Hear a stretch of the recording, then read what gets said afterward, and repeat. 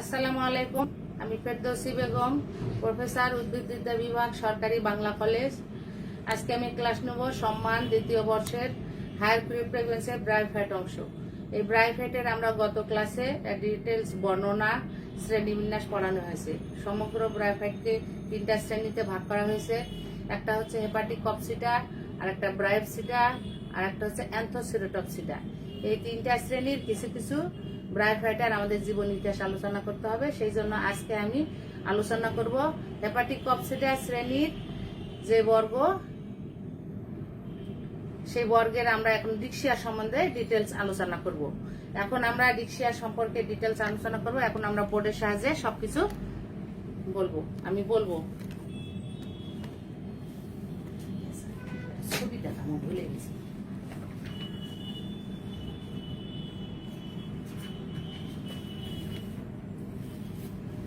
এখানে বিভিন্ন ধরনের ব্রাইফাইট দেখানো হচ্ছে। এগুলা সব ব্রাইফাইটার বিভিন্ন ধরনের রিক্সিয়া, বিভিন্ন ধরনের এগুলো আমরা এখানে দেখালাম। এই জিনিসটাই এখন আমি ছবির সাহায্যে তোমাদের ডিটেলস বলবো। আমি বলছিলাম যে ব্রাইফাইটার 3টে শ্রেণী, হেপাটিক কপসিটা, অ্যান্থোসিরোটপসিটা এবং ব্রাইফসিটা। এখন হেপাটিক কপসিটার শ্রেণীর মধ্যে 6টা বর্গ আছে। তার মধ্যে একটা বর্গ হচ্ছে মার্কেনশিয়ালিস। এই মার্কেনশিয়ালিস বর্গের মধ্যে যেই ব্রাইফাইট আমরা যেটা পাবো সেটা হলো রিক্সিয়া। এই রিক্সিয়ার ছবি একটু আগে আমি দেখালাম বই থেকে। এখন সেই রিক্সিয়া, এই যে এগুলা হচ্ছে রিক্সিয়া, রিক্সিয়ার এটা ছবি। এই রিক্সিয়াটা এটা কি, আগে আমরা হেপাটিক কপসিটা কি জিনিস সেটার আমরা বৈশিষ্ট্য সম্বন্ধে আলোচনা করব। এই শ্রেণীভুক্ত উদ্ভিদগুলার দেহ কেমন হবে? শায়িত হবে, বিষমপৃষ্ঠ হবে এবং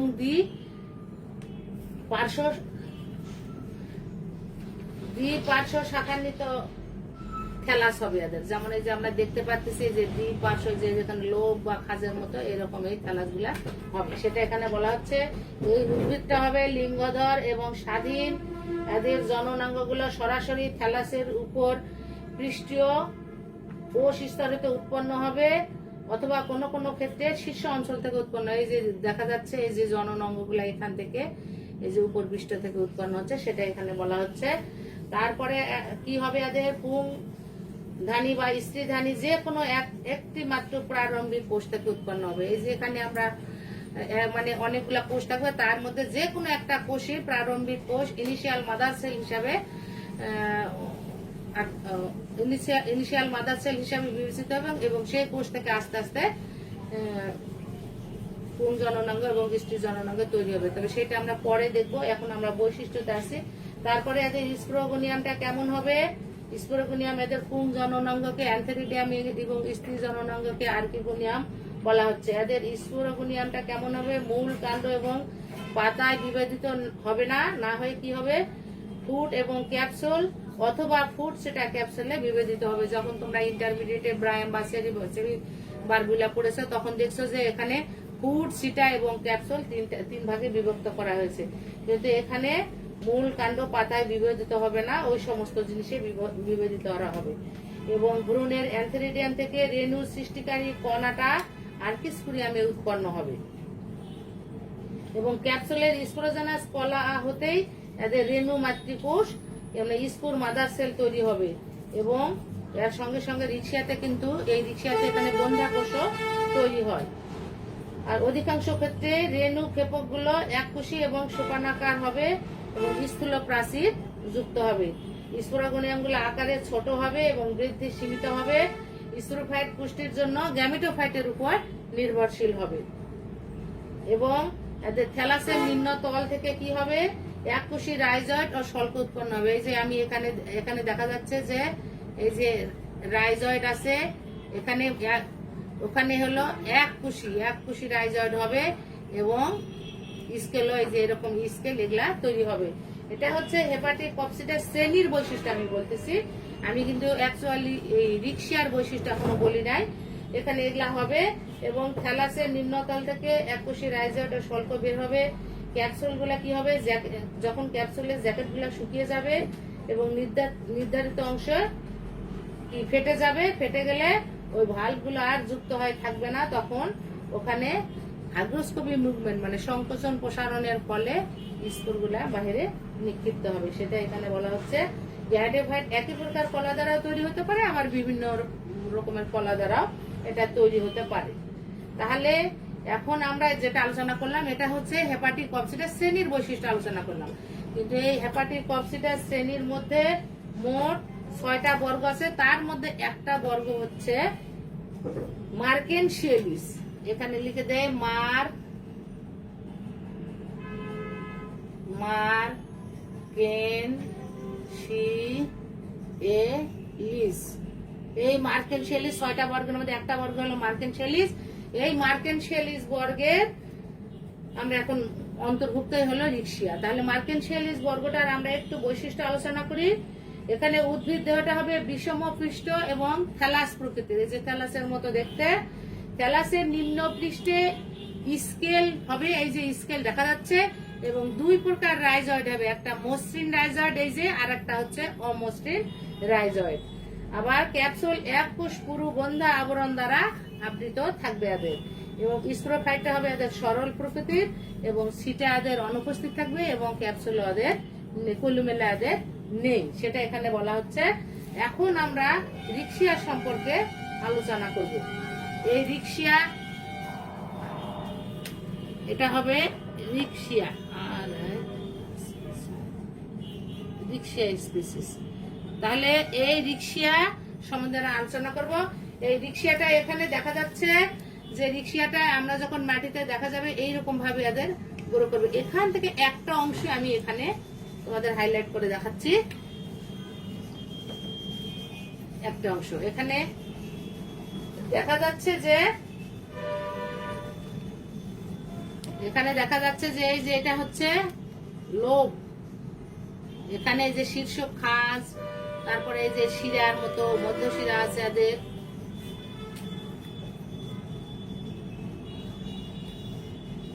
মধ্যশিরা এগুলা। আগে আমরা এটা দেখার আগে আমরা এটা একটু জানবো যে এই রিক্সিয়াটা কোথায় কোথায় থাকে, কোথায় গ্রো করে, সেগুলা বিষয়ে আমরা এদের হ্যাবিট এন্ড হ্যাবিটেট সম্বন্ধে জানবো। এই রিক্সিয়াটা পৃথিবীর প্রায় সব দেশেই পাওয়া যায়। এদের 200টা প্রজাতি আছে, এবং সর্বত্র এই প্রজাতিগুলো জন্মাতে দেখা যায়। বিশেষ করে দক্ষিণ গোলার্ধে এদের আধিক্য কিন্তু পরিলক্ষিত হয়। আর রিক্সিয়ার অধিকাংশ প্রজাতি আর্দ্র পরিবেশে, আর্দ্র মানে কি, পানি তো অবশ্যই থাকতে হবে, শুকনো পরিবেশ তারা গ্রো করবে না, আর্দ্র পরিবেশে জন্মায়। তবে শুষ্ক অঞ্চলের রুক্ষ পরিবেশেও কিছু কিছু প্রজাতি আছে, সব জিনিসের যেমন এক্সেপশনাল আছে এদেরও তাই। আবার কিছু কিছু প্রজাতি আছে শুষ্ক আর্দ্র পরিবেশে আছে, কিন্তু কিছু কিছু আছে আবার পানিতে ভাসমান অবস্থায় থাকে, যেমন রিক্সিয়া ফ্লুটেন্স, রিক্সিয়া নেটান্স, এগুলা হচ্ছে এই সমস্ত শৈবাল কি হয়, এগুলা হচ্ছে পানিতেই ভাসমান অবস্থায় থাকে। এবং রিক্সিয়া ফ্লুটেন্স আমাদের দেশে পাওয়া যায়, আমাদের বাংলাদেশে পাওয়া যায়।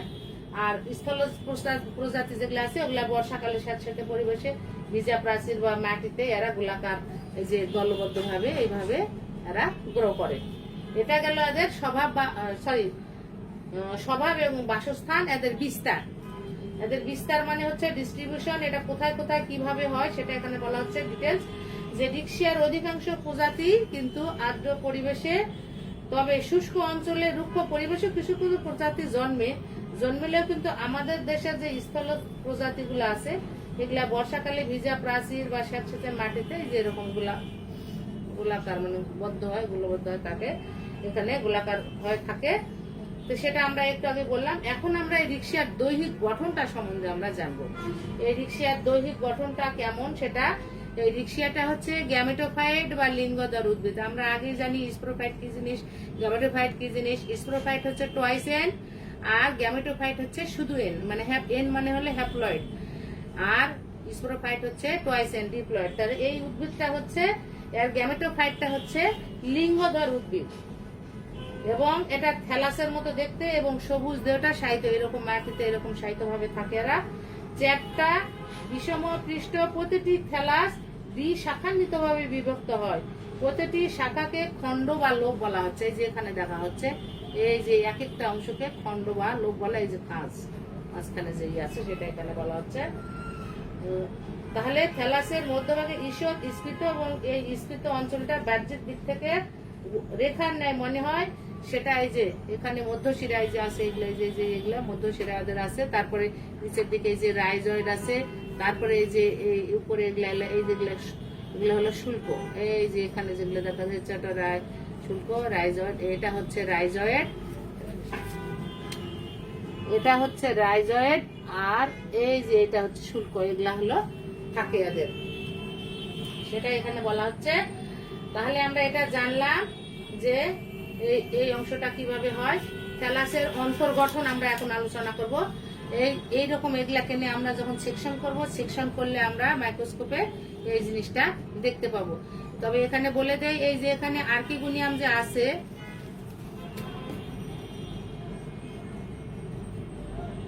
এই আর্কিগোনিয়ামটা কিন্তু সব সময় পাওয়া নাও যেতে পারে। যখন ম্যাচিউর হবে তখন কিন্তু এই আর্কিগোনিয়ামটা এই যে গোল এটা হলো দেখা যাবে, কিন্তু যখন ম্যাচিউর না হবে, এই ম্যাচিউর অবস্থায় আমরা এটা দেখতে নাও পেতে পারি। তাহলে এখানে এই থ্যালাসের যে অন্তর্গঠন, যেটা আমরা internal structure of the thallus, এই থ্যালাসের অন্তর্গঠনে আমরা কি কি দেখতে পাবো। এই থ্যালাসে যখন আমরা অনুবীক্ষণ যন্ত্রে দেখলে আমরা দুটা অঞ্চল পাবো। একটা হচ্ছে আত্তীকরণ অঞ্চল, আর একটা হচ্ছে সঞ্চয়ী অঞ্চল। সঞ্চয়ী অঞ্চল মানে এই যে বোঝা যাচ্ছে এই যে কোষগুলা, এটা হলো সঞ্চয়ী অঞ্চল। এটাকে এই থেকে এই সোজা নিচে, আর এটা হলো আত্তীকরণ অঞ্চল। তাহলে আমরা আত্তীকরণ অঞ্চলটা কি বলতেছে, এটাই হলো থ্যালাসের পরের অংশ। এই অংশগুলোতে কি থাকবে দেখো, এখানে কিন্তু এগুলার ভিতর কিন্তু ক্লোরোপ্লাস্ট আছে, সবগুলার ভিতরে এরকম ক্লোরোপ্লাস্ট আছে। এগুলা ক্লোরোপ্লাস্ট পূর্ণ এবং খাড়াভাবে পাশাপাশি সাজানো কোষ দিয়ে তৈরি। এই যে তৈরি আছে সাজানো কোষ দিয়ে তৈরি, এবং ক্লোরোপ্লাস্ট পূর্ণ কোষের এই কোষগুলা এখানে আমরা দেখতে পাচ্ছি, এবং স্তরে স্তরে এরকম সজ্জিত আছে এখানে। তাহলে প্রত্যেকটা কোষ মধ্যবর্তী স্থান, মানে এই যে এই একটা সারি, এই একটা সারি, এই দুই সারির মাঝখানে এটাকে কি বলা হয়, এয়ার চেম্বার, মানে বায়ু প্রকোষ্ঠ আমরা বলতেছি। এই যে এটা পুরাটা এখান থেকে, সেটাকে এখানে বলা হচ্ছে এয়ার চেম্বার বা বায়ু প্রকোষ্ঠ। এখান থেকে আর এই যে উপরে ঢুকতে যে এটাকে বলে বায়ু রন্ধ্র, মানে বায়ু রন্ধ্র। এই যে উপরে যে এখান থেকে ঢুকতে সেটা বায়ু রন্ধ্র, আর নিচের এই পুরাটা হলো এয়ার চেম্বার। এটা ঘরের মতো না, এটা হচ্ছে বায়ু প্রকোষ্ঠ, সেটা এখানে বলা হচ্ছে। তাহলে এখন সঞ্চয়ী অঞ্চল মানে কি, আত্মিক অঞ্চলের এই নিচের অঞ্চলটা, এটাকে আমরা সঞ্চয়ী অঞ্চল বলবো। এখানে কি কি থাকবে, এটা প্যারেনকাইমিয়া কোষ দ্বারা গঠিত হবে, এবং আন্তঃকোষীয় ফাঁক কিন্তু এখানে থাকবে না, এখানে কিন্তু নাই। যদি থাকতো তাহলে জিনিসটা এইরকম হতো, এরকম এই যে ফাঁক থাকতো এরকম, কিন্তু এখানে ফাঁক নেই, কোথাও কিন্তু ফাঁক নেই। সেই জন্য এখানে আন্তঃকোষীয় ফাঁক নেই, সেটা এখানে বলা হচ্ছে। তাহলে এখান থেকে, এবং এখানে কি কি থাকবে, শ্বেতসার থাকবে, তারপরে তৈলবিন্দু থাকবে। এই জন্য এই অঞ্চলটাকে বলা হচ্ছে সঞ্চয়ী অঞ্চল। এখান থেকে কি কি উৎপন্ন হবে দেখো, আমরা দেখতে পাচ্ছি যে রাইজয়েড হচ্ছে দুই ধরনের। একটা এই যে মসৃণ রাইজয়েড, এটাকে বলবো আমরা মসৃণ রাইজয়েড, আর এটাকে বলবো আমরা অমসৃণ রাইজয়েড। আর এটাকে বলবো আমরা, এটা হলো মসৃণ আর এটা অমসৃণ, আর এটা হচ্ছে স্কেল, আর এইটা হলো নিম্নতক। এটা পুরাটাই হলো নিম্নতক। নিম্নতক তো আমরা বুঝতেছি। এটাই তাহলে আমাদের রিকশিয়ার, আমাদের থ্যালাসের প্রস্থচ্ছেদ আমরা দেখতে পেলাম। এখন আমরা মোটামুটি রিকশিয়ার স্বভাব, বাসস্থান, তারপরে হচ্ছে কতগুলো প্রজাতি, প্রায় 200-র মতো প্রজাতি, এগুলো সবকিছু আমরা আলোচনা করলাম। এখান থেকে এক একটা অংশ নিয়ে আমরা এখানে জানলাম, এইটা থেকে আবার এই থ্যালাসের প্রস্থচ্ছেদ জানলাম। এখন আমরা যেটা জানবো সেটা হচ্ছে জনন। জননটা কেমন সেটা আমরা জানবো এখন। তাহলে আমি এটা মিশাই দিচ্ছি। জননে আমরা যেটা আলোচনা করব,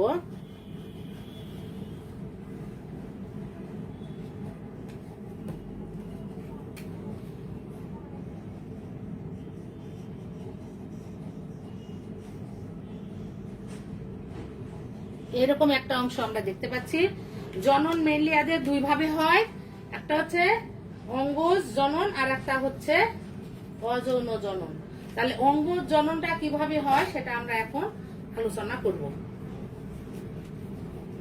অঙ্গজ জননকে আমরা কিভাবে আলোচনা করব সেটা আমরা এখন বলবো। অঙ্গজ জননটা হচ্ছে যে এই ব্রায়োফাইটের মাইটোস্পোর সৃষ্টির মাধ্যমে কিন্তু এদের অযৌন জনন হয় না, বিভিন্ন উপায়ে এদের অযৌন জনন হয়। আমরা আগেও জানি যে তোমরা ফার্স্ট ইয়ারে পড়ে আসতো উদ্ভিদের জনন মেনলি তিনটা ভাবে হয়, অঙ্গজ, অযৌন এবং যৌন। অঙ্গজটা কিসের হয়? অঙ্গের সাহায্যে হবে। আর অযৌনটা কিসের সাহায্যে হবে? অযৌনটা স্পোর বা রেণুর সাহায্যে হবে। আর যৌন জননটা কার সাহায্যে হবে? যৌন জননটা হচ্ছে বিপরীত ধর্মী দুটা জনন কোষের মাধ্যমে হয়, যেমন পুংজনন কোষ এবং স্ত্রী জনন কোষ। পুংজনন কোষের হলো জননের এককটা হচ্ছে অ্যান্থেরিডিয়াম, আর হলো স্ত্রী জনন কোষ উগোনিয়াম। মানে পুংজনন কোষ এবং অ্যান্থেরিডিয়াম এবং উগোনিয়াম বিপরীত ধর্মী দুটা জনন কোষের মাধ্যমে হয়। কিন্তু এখানে আমাদের হচ্ছে অঙ্গজ আর যৌন জনন। তাহলে অঙ্গজ মানে অঙ্গের মাধ্যমে হবে। সেটা অঙ্গের মাধ্যমে কি কিভাবে হবে সেটা আমরা বিভিন্ন ভাবে এদের হচ্ছে ব্রায়োফাইটার কিন্তু এরা বিভিন্ন উপায়ে অঙ্গজ জননের মাধ্যমে বংশবৃদ্ধি ঘটে। এই জন্য এদের কিন্তু পাওয়ার অফ রিজেনারেশন অত্যধিক। রিজেনারেশনের মধ্যে পুনর্জন্ম ক্ষমতাটা এদের অনেক বেশি। সেটা এখানে বলা হচ্ছে এদের দেহের প্রত্যেকটা অংশ থাকে এবং এমনকি প্রত্যেকটা কোষ থেকে একটা করে নতুন উদ্ভিদে সৃষ্টি করতে পারে। এই কারণে এদের প্রতিকূল পরিবেশে টিকে থাকার ক্ষমতা কিন্তু বেশি। এটা পুরো প্রতিকূল পরিবেশে টিকে থাকার ক্ষমতাটাকে বলা হয় পেরিনেশন, যেটা তোমরা শৈবালের মধ্যে পড়ছো, যেমন অ্যাকিনিটি, হেটারোস্পোর, হর্মোস্পোর, এরকম বিভিন্ন পদ্ধতিতে ওদের পেরিনেশন পিরিয়ড তারা পার করে। সেটাই এখানে বলা হচ্ছে যে এদের টিকে থাকার ক্ষমতাটা অনেক বেশি। কি কিভাবে এরা অঙ্গজ জননের মাধ্যমে বংশবৃদ্ধি করে সেটাই আমরা এখন আলোচনা করব। প্রথমে আমরা বলবো এদের খণ্ডায়নের মাধ্যমে। কিভাবে এদের খণ্ডায়ন হবে সেটাই বলা হচ্ছে যে থ্যালাসের ক্রমবর্ধন, মানে আস্তে আস্তে বৃদ্ধির সঙ্গে সঙ্গে এদের পুরাতন অংশ পচে যাবে। পচে গেলে কি হবে? থ্যালাসটা কি হবে? পচনের ফলে ওই কচি শাখা থেকে থ্যালাসটা কিন্তু পৃথক হয়ে যাবে এবং প্রত্যেকটা শাখা বৃদ্ধিপ্রাপ্ত হয়ে নতুন উদ্ভিদের জন্ম দিবে। এখানে ধরো একটা এরকম আছে। এখন ধরো এই জায়গা থেকে পচন ধরলো। এই জায়গা থেকে যদি পচন ধরে তাহলে এই জায়গাটা আমাদের টোটালি পচে গেল। পচে গেলে এই দুটো অংশ থাকলো। এই দুটো অংশ থেকে এখান থেকে একটা হতে পারে, আবার এখান থেকে একটা হতে পারে, অথবা দুটা মিলে একটা হতে পারে, এই দুটা মিলেও। তাহলে পচে গেলে আমাদের এইরকম হবে, দুটো অংশ থাকবে। এই দুটো অংশ থেকে তখন দুটা নতুন উদ্ভিদের জন্ম হতে পারে। এইরকম করে হয়, এদের নতুন উদ্ভিদে পরিণত হয় এই অংশটা। সেটার মধ্যে আমরা বলতে পারি রিক্সিয়া আছে, মার্কেন্সিয়া আছে, অ্যানথোসিরাস আছে, পলিট্রিকাম আছে। এগুলা এইভাবে জন্ম মানে নতুন উদ্ভিদের জন্ম দেয়। তাহলে এক নম্বরে আমাদের গেল কিসের সাহায্য হতে পারে? খণ্ডায়ন। এখানে আমরা লিখি খণ্ডায়নের সাহায্য হতে পারে। আচ্ছা, এটা কেন আমরা এক নম্বরে এখন লিখবো খণ্ডায়ন। খণ্ডায়নের সাহায্য হলো। দুই নম্বরে আমরা আসবো। দুই নম্বরে কিসের সাহায্য হবে? অস্থানিক শাখা সৃষ্টি। অস্থানিক শাখা সৃষ্টির মাধ্যমে হতে পারে। সেটা কেমন হবে? এখানে যদি আমরা একটা ধরো একটা বড় এরকম করে যদি নিই, এরকম একটা রিক্সা আমরা আঁকলাম। এখানে অস্থানিক শাখা কিভাবে হবে? অস্থানিক শাখাটা হচ্ছে যে কোন কোন থ্যালাসে মানে থ্যালয়েড ব্রায়োফাইট উদ্ভিদের মধ্যে কি করবে? শিরার নিকট থেকে, কোথার থেকে? শিরার নিকট থেকে ক্ষুদ্রাকার অস্থানিক শাখা সৃষ্টি হবে। ধরো এখন এটা তো এরকম শিরা আছে, এই শিরার মধ্যে দুটা শাখা, এখানে অস্থানিক শাখা মানে গ্রামের ভাষায় আমরা বলি কুশি, কুশি, এইরকম কুশি গজাবে। তখন এইটা আবার পীড়িত হয়, নতুন একটা উদ্ভিদের জন্ম দিবে। সেটা এখানে বলা হচ্ছে অস্থানিক শাখার সৃষ্টি। এইভাবে হতে পারে, অথবা এই সাইডেও একটা, বাইরেও এরকম হতে পারে। এরকম করে এদের এটা তখন পৃথক হয়, নতুন একটা উদ্ভিদের জন্ম দিবে, ব্রায়োফাইটার রিক্সিয়ার জন্ম দিবে। এই গেল একটা, এটা গেল ইয়ে। আর একটা হলো ক্লাডিয়া সৃষ্টির মাধ্যমে। কি সৃষ্টির মাধ্যমে? 3 নম্বর হলো ক্লাডিয়া।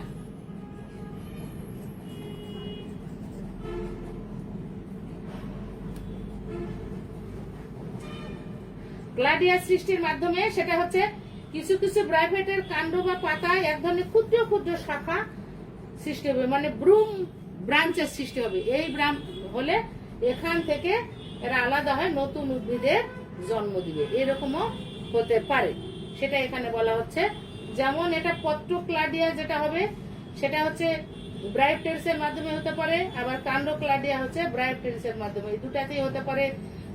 ফ্রুলানিয়ার মধ্যে হতে পারে, তারপরে হলো বাজানিয়ার মধ্যে হতে পারে। এরকম এদের পাতার মতো অঙ্গ এখানে যখন হলো আবার ইয়ের মাধ্যমে হতে পারে, কাণ্ডর মাধ্যমে হতে পারে। আর একটা কি আছে আমাদের 3 নম্বর গেল, এখন 4 নম্বরে আমরা আসবো।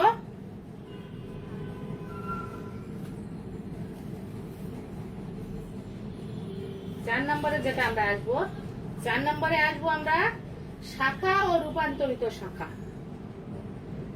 4 নম্বরে হলো শাখা ও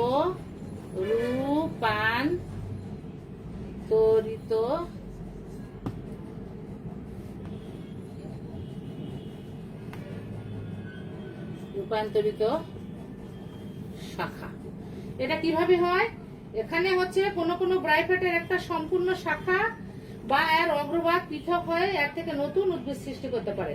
যেমন স্প্যাগনাম আছে, পহলিয়া আছে, এই সমস্ত উদ্ভিদ থেকে হতে পারে। আবার অনেক ব্রাইফাইটের রূপান্তরিত শাখা বা কুড়ি পৃথক হয়ে নতুন উদ্ভিদের সৃষ্টি করতে পারে, যেমন ব্রায়াম এখান থেকে হতে পারে। আর একটা হচ্ছে গিমা সৃষ্টির মাধ্যমে। গিমা 5 নম্বর হলো গিমা সৃষ্টির মাধ্যমে। গিমা সৃষ্টির মাধ্যমে এটা কিভাবে হবে সেটা এখন আমরা বলতে পারি। গিমাটা হচ্ছে ব্রাইফাইটের কিছু কিছু উদ্ভিদ আছে, কোন কোন উদ্ভিদ এককোষী বা বহুকোষী অগ্রজ মুকুল সৃষ্টি হয়। কোন কিছু কিছু ব্রাইফাইট আছে যাদের উদ্ভিদের কিছু কিছু এককোষী বা বহুকোষী অগ্রজ মুকুল সৃষ্টি হয়। এই অগ্রজ মুকুল গুলা কি করে, এর মাধ্যমে এরা বংশ বৃদ্ধি করে, এটাকে গিমা বলা হচ্ছে। গিমা আসলে হচ্ছে বিশেষ অঙ্গ, যেটাকে বলা হয় গিমাকা, মানে এর মধ্যে বিশেষ অঙ্গের মধ্যে এটা উৎপন্ন হবে এবং সেখান থেকে পৃথক হয়ে নতুন উদ্ভিদের সৃষ্টি করবে। যেমন ধরো এরকম একটা ইয়ে থাকলে এর মধ্যে এরকম কাপের মতো এরকম সৃষ্টি করবে, এখান থেকে আবার নতুন একটা, এটা আবার আলাদা হয়, নতুন উদ্ভিদের সৃষ্টি করবে, সেটা এখানে বলা হচ্ছে। আবার এইসব গিমার আকার আকৃতি প্রজাতি ভেদে বিভিন্ন রকম হতে পারে। কোনগুলাতে বহুকোষী হতে পারে, কোনগুলাতে বৃন্তযুক্ত হতে পারে, আবার থালার ন্যায় গিমা উৎপন্ন করতে পারে, আবার ক্লাক্সের ন্যায় গিমার মধ্যে আর মানে অর্ধ গোলাকার গিমার সৃষ্টি হতে পারে, বিভিন্ন ধরনের। আবার কোন কোন উদ্ভিদের পাতায় 1 থেকে 3টা গিমা জন্মায়, এরকম বিভিন্ন ধরনের। আবার কোনগুলো যেগুলো ডিসকয়েড অর্থাৎ পাতাটা থালার ন্যায় হবে, এখানেও বহুকোষী গিমা দেখা যাবে। অনেক সময় কাণ্ডের শীর্ষেও আবার পত্রকক্ষেও কিন্তু গিমা দেখা যায়। তারপরে অ্যান্থোসিরাসের থ্যালাসের কিনারার উপর দিকে কিন্তু অল্প সংখ্যক গিমা উৎপন্ন হয়, এরকম বিভিন্নটাতে বিভিন্ন রকমের হয়। আর একটা আছে টিউবার। টিউবার শব্দের সঙ্গে তোমাদের পরিচয় আছে কিনা জানি, এগুলো ছোট ক্লাসের পড়া। টিউবার মানে কন্দ, এখানে উপবৃদ্ধি, টিউবারের ন্যায় উপবৃদ্ধি সৃষ্টি হবে। অনেক ব্রাইফাইট আছে। 6 নম্বর হলো টিউবার। টিউবারের ন্যায় এখানে আউটগ্রোথ মানে উপবৃদ্ধি, এবং এগুলা হবে, ওগুলা আবার পৃথক হয় আস্তে আস্তে নতুন একটা উদ্ভিদে পরিণত হবে। এগুলা হচ্ছে প্রতিকূল পরিবেশে এগুলা কিন্তু বেশি হয়। যখন আবার অনেক সময় দেখা যায় যে উদ্ভিদ মারা গেলে ওরা অনেক দিন বেঁচে থাকবে এবং অঙ্কুরিত হয়, নতুন উদ্ভিদ সৃষ্টি করে। আমরা যেমন এমনি উদাহরণস্বরূপ এইটা না, এর বলতে পারি যেমন আমাদের যেমন ওই যে আদা আছে, হলুদ আছে, এগুলা কিন্তু গাছগুলা মরে যায়, ভিতরে কিন্তু ওরা ঠিকই থাকে। তারপরে ওইটা আবার সিজন আসলে, ওদের সুসময় আসলে, বৃষ্টির পানি, আলো বাতাস সবকিছু ঠিকঠাক করলে ওগুলো আবার গজায়, নতুন একটা উদ্ভিদের হয়। ওই রকম ওই ধরনের এদের মারা গেলে ওরা কিন্তু ওইগুলা অনেকদিন বেঁচে থাকে এবং ওগুলা অঙ্কুরিত হয়, নতুন একটা উদ্ভিদের সৃষ্টি করে। এটাই হচ্ছে আমাদের টিউবার। এবার আমরা আর একটা আসবো গৌণ প্রোটোনেমা, সেকেন্ডারি প্রোটোনেমা, যেটাকে বলবো 7 নম্বর হলো গৌণ প্রোটোনেমা। সেটা কেমন? এই গৌণ প্রোটোনেমাটা হচ্ছে স্ফেগনামের যে কোনো কোষ থেকে এমনকি প্রাথমিক প্রোটোনামা থেকেও গৌণ প্রোটোনামার সৃষ্টি হয়। এগুলা হলো কুড়ির মাধ্যমে নতুন উদ্ভিদ উৎপন্ন করে। যেমন আমরা বলতে পারি, যেমন এখানে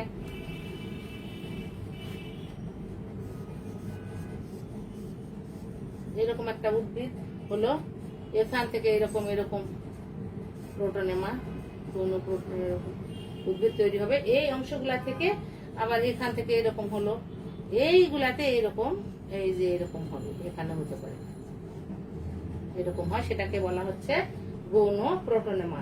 এগুলা এই যে কুড়িগুলা তৈরি হচ্ছে, এগুলাকে বলা হয় কুড়ি।